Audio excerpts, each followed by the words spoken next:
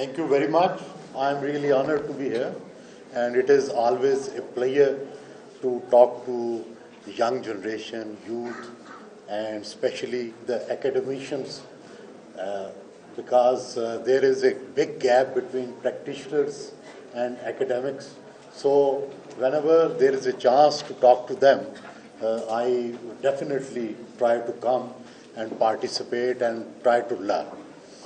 But now, coming to the topic, I would like to speak in Urdu, and that is, my young students, ये सहाफत है क्या? Journalism क्या है? पहले तो ये समझें कि ये जो डिजिटल मीडिया है, टीवी है, इलेक्ट्रॉनिक मीडिया है, प्रिंट मीडिया है, रेडियो है, ये है मीन्स ऑफ कम्युनिकेशन. असल चीज है content.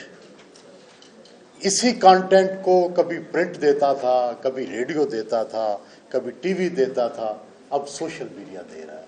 So the main focus is on the content, और कंटेंट को आपको सीखना है कि कंटेंट कैसे बनाना है, कंटेंट के अंदर क्या क्या चीज़ें होनी चाहिए.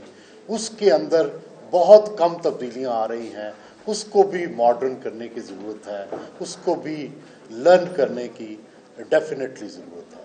दूसरी मेरी गुजारिश ये है कि यहाँ स्टूडेंट्स भी हैं और हमारे यहाँ प्रोफेसर्स भी हैं. मुझे बहुत शिद्दत से ये एहसास है कि हमारे यहाँ जो कुछ पढ़ाया जा रहा है और जो कुछ प्रैक्टिस किया जा रहा है, उसके अंदर एक बहुत वसी गैप है. और जो हम प्रैक्टिशनर्स हैं, जो हम सोचते हैं, यहाँ पे स्टूडेंट्स को बिल्कुल उसके उलट पढ़ाया जाता है.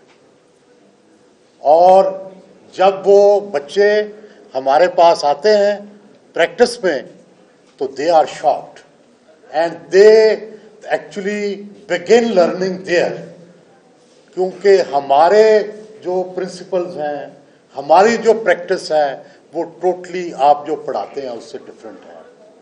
और फिर क्या, इसी की वजह से ये जो गैप है, इसी के वजह से हमारे जितने भी आज तक इश्यूज हुए हैं, एकेडमिक्स कभी हमारे साथ खड़े नहीं हुए. कभी किसी यूनिवर्सिटी से मीडिया की आज़ादी की आवाज़ नहीं आई, कभी किसी यूनिवर्सिटी से प्रोफेशनलिज्म की सपोर्ट की आवाज़ नहीं आई. तो ये कितनी बड़ा अलमिया है कि ये इतनी बड़ी सपोर्ट हमें हासिल नहीं है. और उसकी वजह क्या है? वो गैप जो कि एकेडमिक्स की वजह से पैदा हुआ है. जब तक आप प्रैक्टिशनर्स के मसाइल को नहीं समझेंगे, जब तक आप प्रैक्टिशनर्स जो हैं उनके तरीक़ेकार को नहीं समझेंगे, ना आप अच्छे स्टूडेंट्स पैदा कर सकते हैं, ना आप अच्छे कोलीग्स दे सकते हैं. तो बराह करम एक तो अपनी एकेडमिक्स में प्रैक्टिस को ज़्यादा लाएं और उसको ज़्यादा प्रैक्टिकल बनाएं. आप एथिक्स मोरालिटी पे तो बहुत ज़ोर देते हैं और अपनी तरफ से बड़े एथिकल स्टूडेंट्स बना के भेजते हैं, लेकिन हम उन्हें जाकर प्रैक्टिशनर बना देते हैं. तो बुनियादी बात है कि आप इस चीज़ को समझें कि प्रैक्टिकल क्या होता है. असल चीज़ प्रैक्टिकल है, बाकी चीज़ें उसको फॉलो करती हैं. ठीक है, एथिक्स बहुत अच्छे हैं, होने चाहिए, लाजमी है, आप पढ़ाएं, लेकिन साथ प्रैक्टिस भी तो करवाएं ना.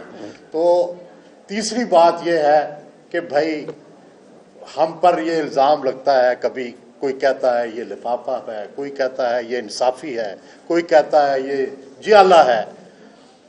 सहाफ़त को आप लोगों को समझाने के लिए सिंपल बात मैं आपको समझा देता हूं कि किस सहाफ़ी को कैसे चेक करना है और सहाफ़त क्या है.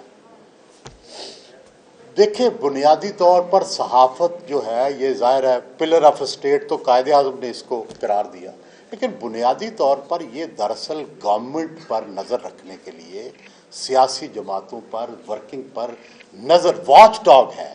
उसके ऊपर एक तनकीदी नज़र, एक नाकदाना जायज़ा लेने के लिए जो है ये अदारा बना हुआ है.